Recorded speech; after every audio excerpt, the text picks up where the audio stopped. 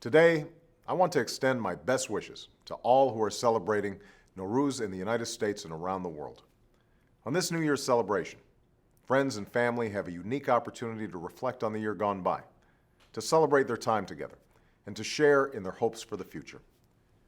1 year ago, I chose this occasion to speak directly to the people and leaders of the Islamic Republic of Iran, and to offer a new chapter of engagement on the basis of mutual interests and mutual respect. I did so with no illusions. For 3 decades, the United States and Iran have been alienated from one another. Iran's leaders have sought their own legitimacy through hostility to America, and we continue to have serious differences on many issues.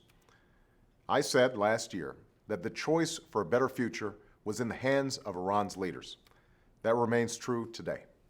Together with the international community, the United States acknowledges your right to peaceful nuclear energy. We insist only that you adhere to the same responsibilities that apply to other nations. We're familiar with your grievances from the past. We have our own grievances as well, but we are prepared to move forward. We know what you're against. Now tell us what you're for. For reasons known only to them, the leaders of Iran have shown themselves unable to answer that question. They've refused good faith proposals from the international community. They have turned their backs on a pathway that would bring more opportunity to all Iranians and allow a great civilization to take its rightful place in the community of nations. Faced with an extended hand, Iran's leaders have shown only a clenched fist. Last June, the world watched with admiration as Iranians sought to exercise their universal right to be heard. But tragically, the aspirations of the Iranian people were also met with a clenched fist.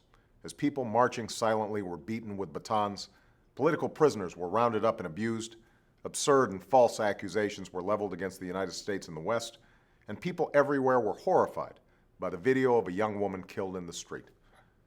The United States does not meddle in Iran's internal affairs. Our commitment, our responsibility, is to stand up for those rights that should be universal to all human beings. That includes the right to speak freely, to assemble without fear, the right to the equal administration of justice, and to express your views without facing retribution against you or your families. I want the Iranian people to know what my country stands for. The United States believes in the dignity of every human being and an international order that bends the arc of history in the direction of justice. A future where Iranians can exercise their rights, participate fully in the global economy, and enrich the world through educational and cultural exchanges beyond Iran's borders. That is the future that we seek. That is what America is for. That is why, even as we continue to have differences with the Iranian government, we will sustain our commitment to a more hopeful future for the Iranian people.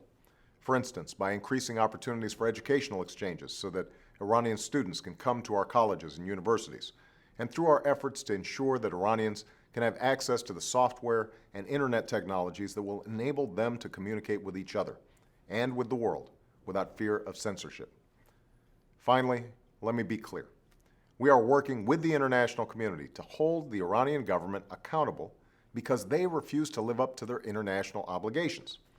But our offer of comprehensive diplomatic contacts and dialogue stands. Indeed, over the course of the last year, it is the Iranian government that has chosen to isolate itself and to choose a self-defeating focus on the past over a commitment to build a better future. Last year, I quoted the words of the poet Sadi, who said, "The children of Adam are limbs to each other, having been created of one essence." I still believe that. I believe it with every fiber of my being.